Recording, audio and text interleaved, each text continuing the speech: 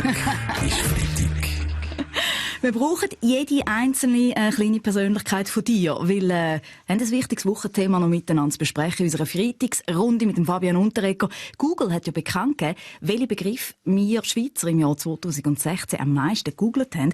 Ganz vorne mit dabei Pokémon. Pokémon, ich glaube sogar noch. Ist das nicht der Taiwanese mit dem harten Service? Oder der Stan in Hose wie ein Pyjama? Nein, Roger Federer. Ja. Sonst, ja, Giro nachher. Ja, Zuerst vielleicht der Bachelor, der Vujo Gavric. Ich muss sagen, es ist noch geil. Pokémon ist durch so eine Stellung aus dem Kassamutra. Du versteckst dich unter der Bettdecke und sie sucht dich mit dem iPhone. Glaube auch nicht wirklich. Ja. Roger Köppel recherchiert. Der Pokémon ist ein mongolischer Herrscher, der im Jahr 729 die Herrschaft über ganz Asien an sich gerissen hat. Um was geht's? Der Pokémon hat das Recht der annektierten Staaten mit Füßen treten. Genau wie heute die EU.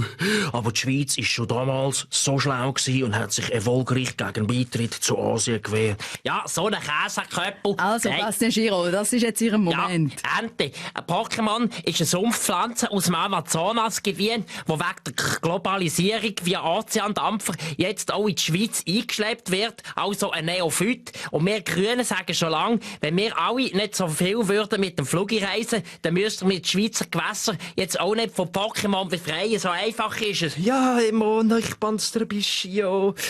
Ich gehe jetzt das Pokémon mal schnell für dich ausrupfen. Trocken, warte schnell da, trocknet und das Pulver kannst du es dann auch in die Nase raufziehen. Danke vielmals, sehr lieb. Ja, schon recht aber leider geil. muss ich sagen, excuse, meine Herren, Pokémon ist auch keine Sumpfpflanze. Oh, jetzt machen Sie doch das Ganze nicht zu spät, Frau Witsch. Oder wissen Sie es etwa auch nicht?